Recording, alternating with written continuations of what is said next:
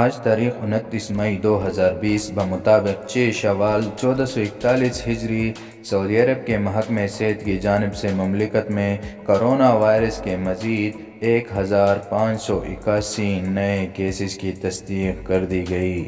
آج کے دن corona virus کو شکست دے کر صحت یابی پانے والے مریضوں کی تعداد 2460 ریکارڈ کی گئی۔ جاری کیے جانے والے تازہ ترین اعداد و شمار کے مطابق سعودی عرب میں کرونا وائرس کے مجموعی کیسز کی تعداد 81,766 ہو گئی ہے۔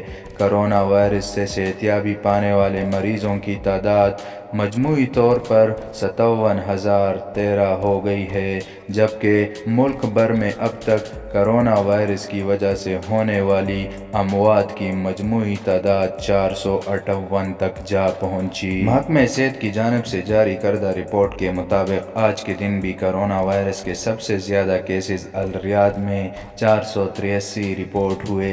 دیگر شہروں میں جدہ 251، مکہ مکرمہ 189، الدمام 124، الحفوف 107، مدینہ منورہ 52، الجبیل 49، خلیص 33، القطیف 30، بقیق 26، الخبر 18، حائل 15، الطائف 14، الدہران 13، احمد رفیدہ اور الخرج میں 11، وادی الدواسر 10، نجران 9، ینبو 8، تبوک 7، ابہا، خمیس مشیط، السلیل، حوطہ بن تمیم میں 6، جبکہ بریدہ، حفر الباطن، حرملہ 5، صفوہ میں 4، بیش، الزلفی، رمح میں بھی 4 نئے کیس سامنے آئے۔ دیگر شہروں میں العیون، الرانیہ، النمہ، سبیہ، شرورہ، القویمہ، رویدۃ الارض، تمیر میں 3، الجفر، قلوہ، السحن، الحاضرہ، المجادرہ، بشہ، النعیریہ، جازان، رابغ، لیلہ، الدلم میں 2،